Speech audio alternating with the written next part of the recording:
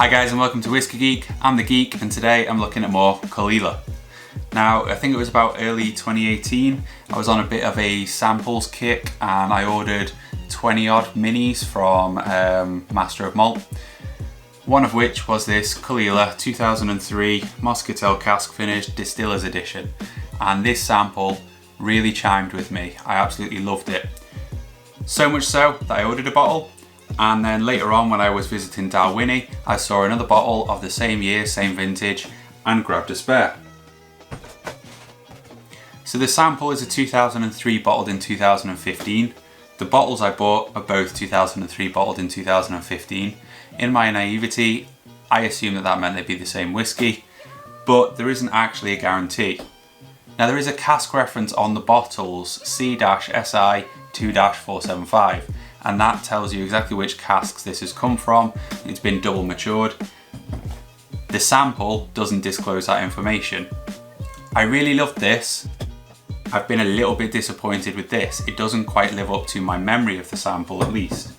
So I'm going to finish this sample off and do a little comparison, see if it's my memory that's faulty or if I've ended up buying the wrong whiskey. So the Distillers edition is a whiskey finished in a Moscatel cask.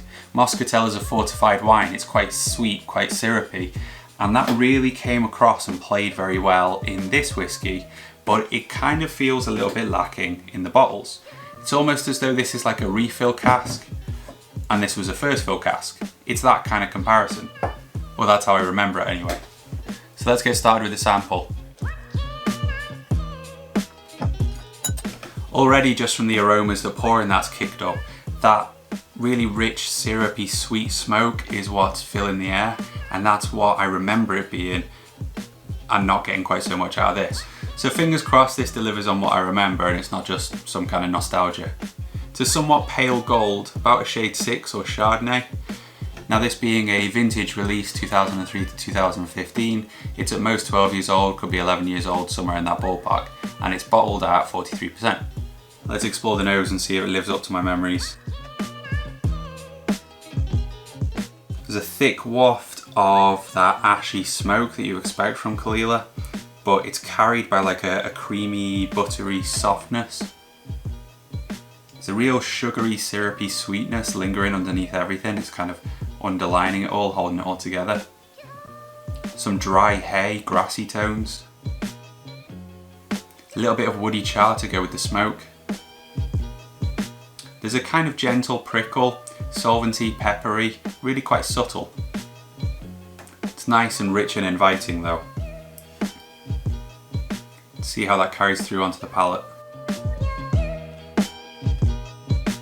It's that soft hay, grassy tone. Cask char, it's quite a pungent cask char. The smoke's kind of developing a coastal tone and there's some pepper and spice building. It is syrupy sweet, a little bit vanilla, but it doesn't live up to what I thought it was, what I remembered it being.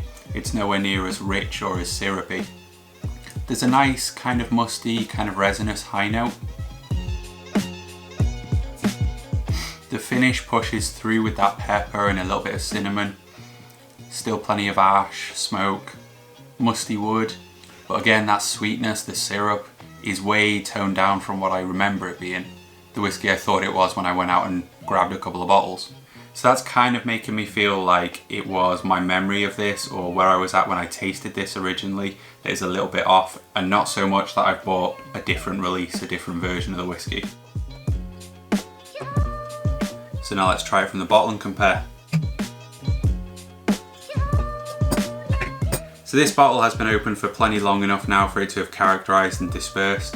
I've had a chance to share it with a few people. It's by no means been a waste of money, it's just hasn't quite lived up to my memory, what I thought I was buying. But I can't really blame the whiskey for that, it's my fault, it's the nature of subjectivity of tasting. There's no real difference in the colour there, see on the nose. It's got all the same components, but this one, it's maybe coming through stronger on the hay, on the grassy notes than it is on the sweet syrupy notes. So as it's mellowing out, more of that sweetness is starting to accumulate. I think it's definitely got more of the dry grass and kind of a woody tone to the smoke than an ashy tone that the other one had, and it doesn't have the thick syrupy or creamy character that the other one had. So this is definitely more atypical of Caol Ila and less heavy on the Moscatel finish for me. It's kind of a tangerine tone to it as well. So this whiskey has all of the same base components. There are slight variations, but they're so similar that it could really be from the same batch. The variation is coming in from this being left in a bottle, that being put in a little jar, the way that it's been treated and handled rather than the starting point in the actual whiskey. Whereas that sample was kind of sugar rich, this is more of like a golden syrup and a tangerine. The smoke seems softer, more rounded, more subdued, and the woody tones are much more prominent. On the palate as well, it's a kick of kind of citrusy tangerine and almost honeyed golden syrup before that ash develops. The pepper and the prickle is much more mellow. There's an old musty oak, a little bit bitter.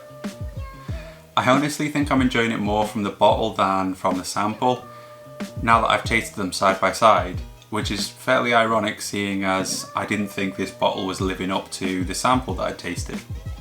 Not golden syrup, it's like maple syrup. There's kind of a bacony tone coming through. It's like maple syrup over bacon. The finish is really umami. It's still got that cinnamon, a little bit of heat, less of the cracked black pepper. It's still there, but it's not as sharp.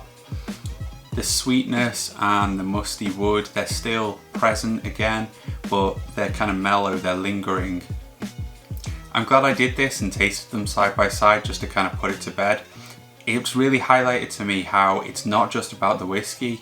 Your appreciation, your sensory appreciation of things can be manipulated by your company, the environment, how happy you are. Those kind of things all play a massive effect on how you remember something, how you appreciate it. It was unfair to evaluate this against my memory of that whiskey because it was drunk in quite a different situation. So it wasn't a fair comparison. I really like this. As I've been drinking it over the past 10 minutes, it's developed, there's more flavour and nuance coming through. It's showing more and more of its layers. So I'm giving this Caol Ila Distillers Edition a rating of 86 out of 100.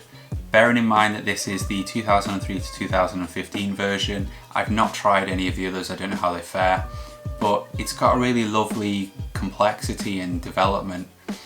It's pleasant right from the offset, but the more you sit with it, the more it offers. Really pleasant and interesting take on the Caol Ila spirit. So thanks for watching guys and joining me for another little whiskey review. I hope you've enjoyed this video. If you have, please chuck a like and a comment below and consider subscribing for more whiskey reviews and general antics. Cheers.